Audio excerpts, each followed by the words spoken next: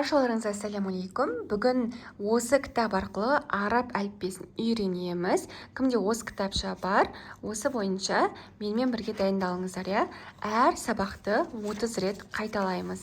Кіріспені өздеріңіз үшін оқып алыңыздар, мотивация ретінде. Ал бастайық. Бисмиллах. Алиф, бә, тә, сә. Сақауша. Джим, ха, ха, дәл, зәл. Сақауша. Ра, зә, син, шин, сад, жуан, дад, та, за, ғайн, ғайн, фә, қаф, кәф, ләм, мим, нун, уәу, хә, яй. Енді қараңыздар. Қызылмен белгіленгендер, жуан әріптер, оны қазір оқып болғаннан кейін талдаймыз, жарай ма? Алиф, бә, тә, сә, жә, хә, ха, дәл, зәл, зәл. Сақауша. Ра, зә, син, шин, сад, дад, та, за, ғайн, ғайн, фә, қаф, кәф, ләм, мим, нун, уәу, хә, яй. Қараңыздар, бұл жерде ха, жуан, сад, дад, та, ғайн, за, қаф. Осылар жуан шығады. Сақау әріптер, міне, сә, зәл, за әріптері сақауша шығады, түсінікті ғой, иә? Енді осы жерді оқуымыз қажет, өйткені әріптер бір-біріне ұқсайды. Мим, жә, тә, та, тә, то, жіңішке жуан. Шин, ләм, дәл, да, жіңішке жуан. Бә, ғайн, қаф, кәф.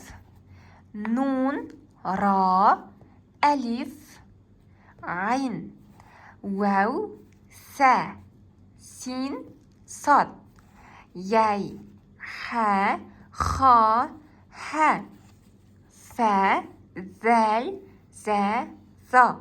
Сіздерге мынаны айтуды ұмытып кетіппін. Қараңыздар, бұл жерде мынаны жаттап алу. Қараңыздар, астында бір нүкте болса бә, үстінде екі нүкте болса тә, үстінде үш нүкте болса сә. Сосын мынау әріпке келейік. Міне үшеуі бір-біріне ұқсайды ғой. Так, джим, хә, ха әріптері. Жазып алыңыздар, мақұл, тура осылай жазып, бірде әріптердің астын карандашпен сызыңыздар, немесе өздеріңізге ыңғайлы ғып белгілеп қойсаңыздар да болады, өйткені жазылу бірдей, бірақ айтылу басқаша болады, жарай ма? Мынаны өттік. Енді қараңыздар, әріптердің дыбысталуы хә әрпі хамза тамақтың кеудеге біткен жерден шығады, яғни жеңіл шығады, хә деп. Келесі, хамза әлифтің харакатталған, дыбысталған түрі. Ә деп оқылады да, бұл сөз ортасына кейін келеміз оған. Ха мен ғайн тамақ ортасына шығады, яғни тамақты қысып айтасыздар, өздеріңіз байқайсыздар да. Ха, ғайн деп ше, тамақ қысылады осы екі әріпті айтқан кезде.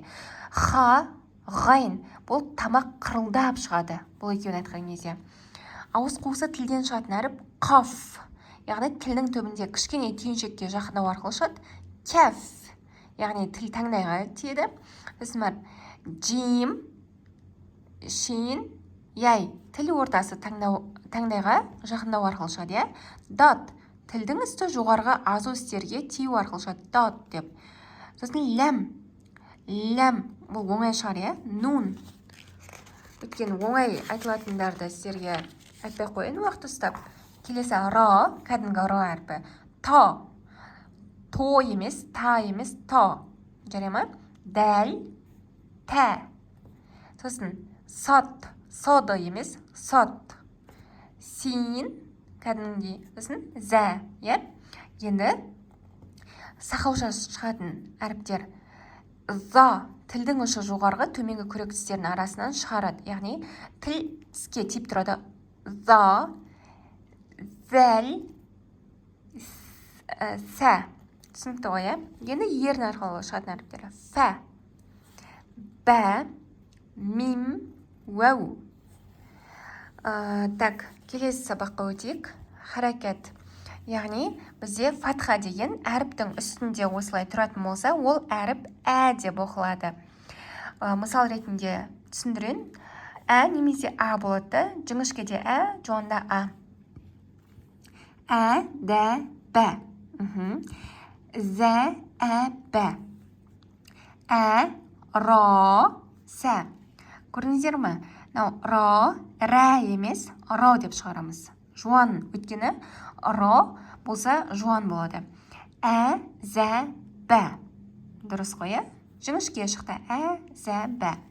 Д, ро, к. Жіңішке, жуан, жіңішке. Д, ро, ж. Жіңішке, жуан, жіңішке. З, ро, қ. З, ро, ға. Жуан шықты. Ро, з, қа. Жуан қа болды. Ро, д, м. Ро жуан болды. Жуандарды ғана айтайын мақұл. З, ро, ф. Бұл жерде ф болады. Жоқ, кешірім сұрайым. Ро болады. Келесі. З, ро, ғ. Тоже ро болады. В, ро, қа. Ро мен қа жуан болады. Не үшін? Өйткені қаф жуандардың арасында бар. Білесіздер ғой. В, з, ф. Бәрі жіңішке. З, ро, қа. Екеуі жуан. З, ро, қа. Қараңыздар, екеуі айырмашылығы. З сақылша шығады. З, ро, қа. З, ро, қа.